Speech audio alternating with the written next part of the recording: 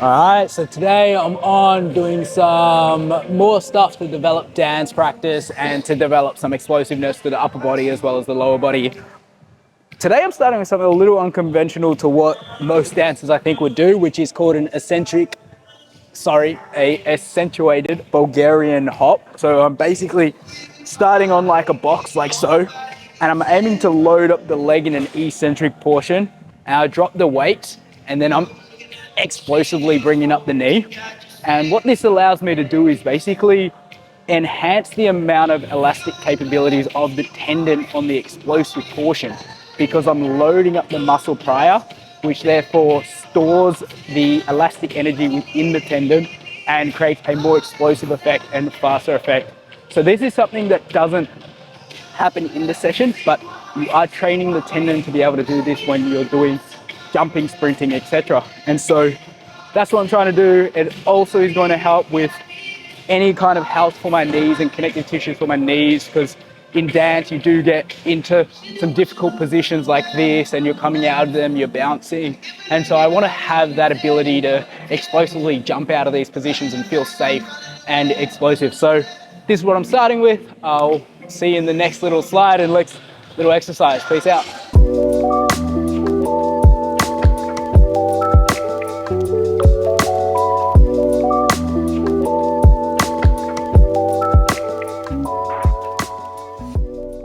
All right, so in this, I'm going to be doing some explosive banded push-ups, wrapping the band around my chest.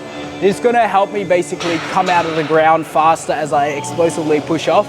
And the beautiful part about that is you're training speed into the system explosiveness. So the band helps you to do that and to snap faster and develop tendons, your muscles to contract faster, everything like that. So let's jump into it.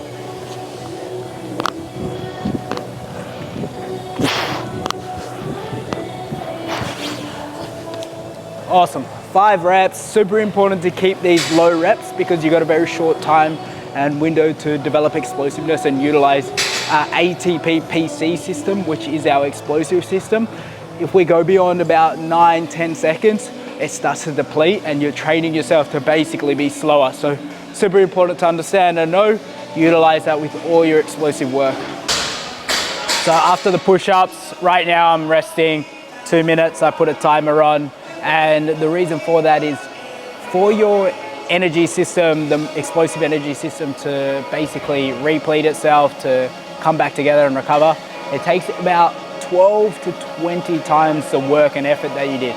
So if I did 10 seconds of effort, basically 12 times that is a minimum of 120 seconds, 2 minutes. So that's me, I'm back on. Okay, I'm up to my strength work now, so I'm doing some handstand push-ups up against the wall.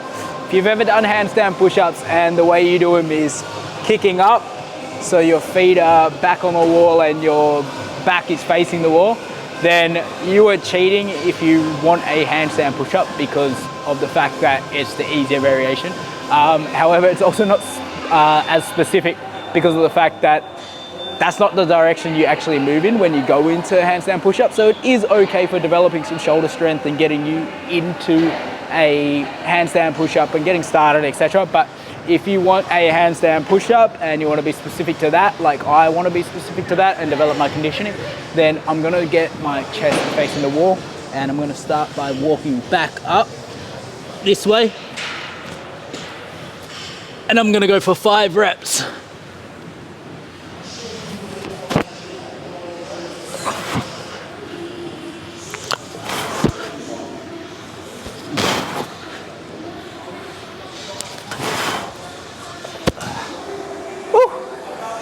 My goal is to build that up to 8, and then I know for my conditioning of handstand push-ups, I'm pretty solid to go back on the floor and start hitting it for reps again. So I hope that gives you some insight. If you're trying for your handstand push-up, get your chest facing the wall. If you struggle, start on the floor, start in a pike push-up. Be okay with developing the foundations. It will only help you get there faster. So now I'm pairing my handstand push-ups on the wall with some Romanian deadlifts with straight legs. So my program right now is very non-specific to one particular goal. It's really to elevate my dancing and the diversity of it. So there is many little goals in there. One of those goals is to get front splits and healthy hamstring length. That's just to keep the hips and the knees and the back healthy. So I'm throwing these in. Super simple with these. If you've never done them before, one leg back, one leg forward. Keep both legs as straight as possible. Keep a nice arch in the lower back, chest up high, lean forward. Get to the point where the hamstrings are on full tension, then come back up. All right, I'm gonna do my set now. Feel free to watch along. Watch that booty.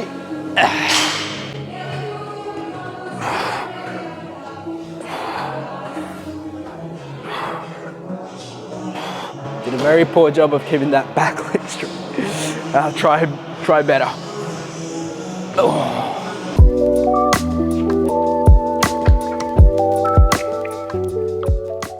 Ideally with those, you want to go a little slow on the eccentric because that's really what you're trying to develop. I was just doing a really poor job of that. So ideally if you do these 3 to 4 seconds at least on the way down, make the tension on the hamstrings, especially on that end range is where you're truly trying to work. It's where you're trying to improve. So be strict on yourself with it. Call yourself out when you're doing a shit job, because it pays off in the future. Now I'm going to move on to my last bit of the program, which is really my mobility based part of the program. So I've got back bridge walking. I want to develop more thoracic extension through the spine. I am moving on to Cossack squats to develop more hip mobility. And then I'm finishing off with some standing good mornings. So barbell good mornings with a straddle wide stance position. And again, that's also to develop some lower back mobility as well as spinal mobility. And I'll show you guys the back bridge walk as well as the good mornings and the Cossacks, but I'm gonna leave it here for now because this is digging into my session a little bit and I'm not being as effective as I should be. So peace out, hope you enjoyed this, and please comment below if you have any questions or you want any more insight. And if you actually enjoy these longer form videos, because I'm actually enjoying doing them, but I do need to factor in the time component. So hit me up, let me know. Peace out.